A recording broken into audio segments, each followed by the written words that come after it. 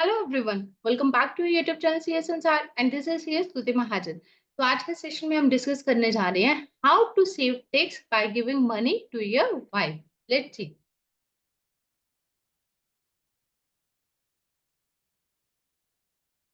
तो अगर आपकी वाइफ हाउस मेकर है तो उस केस में आप अपनी वाइफ के नाम पर पैसा ट्रांसफर करके किस तरह से टैक्स की सेविंग्स कर सकते हैं।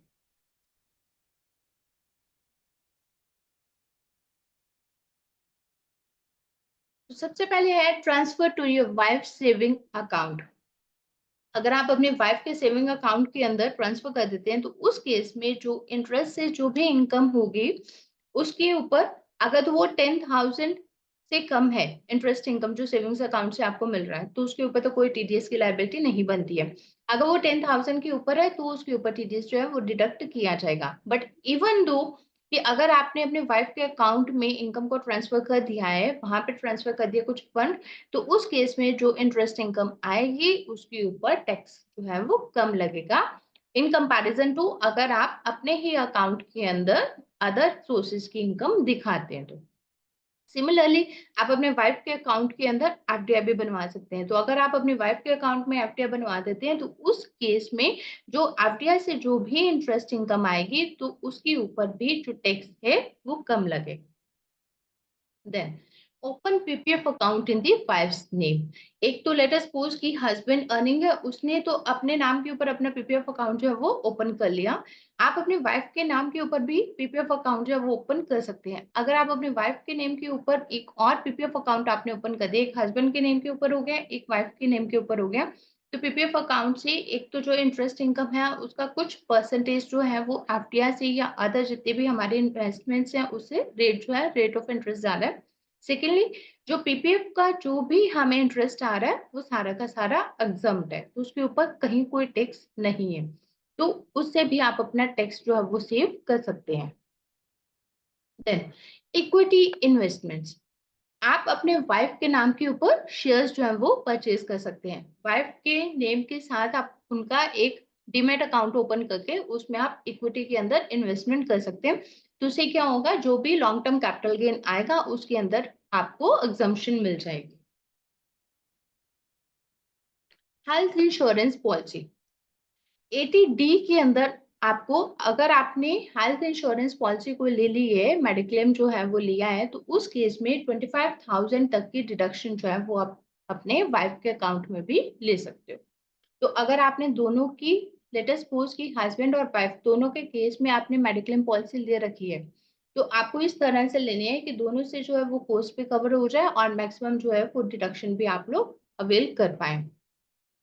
एंड गिफ्ट्स, अगर हम बात करें गिफ्ट्स की, तो कुछ कैटेगरीज वहां पे इनकम टैक्स के अंदर दिखाई गई हैं कि अगर आप उनसे गिफ्ट्स लेते हैं तो वो एग्जम्प्ट है। तो उसी तरह से अगर आप गिफ्ट लेते हो, अपने हस्बैंड से गिफ्ट मिलता है, वाइफ को अगर गिफ्ट मिलता है तो 50,000 के अंदर है, तो उसके ऊपर कहीं कोई टैक्स नहीं है। तो हस्बैंड जो है वो अपने वाइफ को गिफ्ट दे सकते हैं 50,000 तक का, उसके ऊपर कोई टैक्स नहीं है। हाउस रेंट अलाउंस, इसके अंदर आपको एक बेनिफिट मिल सकता है। अगर आपका जो घर है वो स्पाउस के नेम के ऊपर है, वाइफ के नाम के ऊपर है, तो आप उसको रेंट पे करके उसका एचआरए क्लेम कर सकते हो अगर आप सैलरीड एम्प्लॉय हो। अगर आप सैलरीड एम्प्लॉय हो और स्पाउस के नाम के ऊपर आपका घर है, आप उनको रेंट पे करें।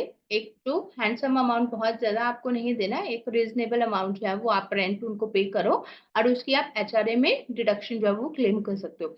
तो इससे भी क्या होगा कि आपकी जो टैक्सेबल इनकम है वो रिड्यूस हो जाएगी, और टैक्सेबल इनकम रिड्यूस होने का मीनिंग है ऑटोमेटिकली आपकी जो टैक्स लायबिलिटी है वो कम हो जाएगी।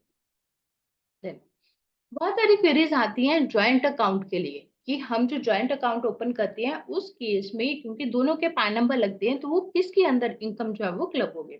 ज्वाइंट अकाउंट हमेशा दो लोगों के नाम के ऊपर रहते हैं।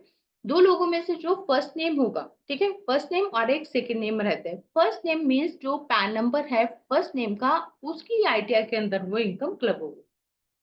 तो अगर आप अपना कोई ज्वाइंट अकाउंट ओपन करते हैं तो उस केस में वाइफ के नाम के ऊपर ज्वाइंट अकाउंट जो है वो ओपन करो। तो वाइफ, उससे क्या होगा, ज्वाइंट अकाउंट से जो भी इनकम आ रही है, आपकी कोई इंटरेस्ट इनकम आ रही है, तो इसमें वो क्लब होगी वाइफ के नाम के ऊपर। क्योंकि जॉइंट अकाउंट का है, लोगों को कंफ्यूजन हो जाती है कि शायद दोनों के अंदर होगी क्लब या किसी में भी हम लोग वो इनकम दिखा सकते हैं, इंटरेस्ट इनकम आई है तो किसी में भी दिखा सकते हैं। तो ऐसा बिल्कुल भी नहीं है।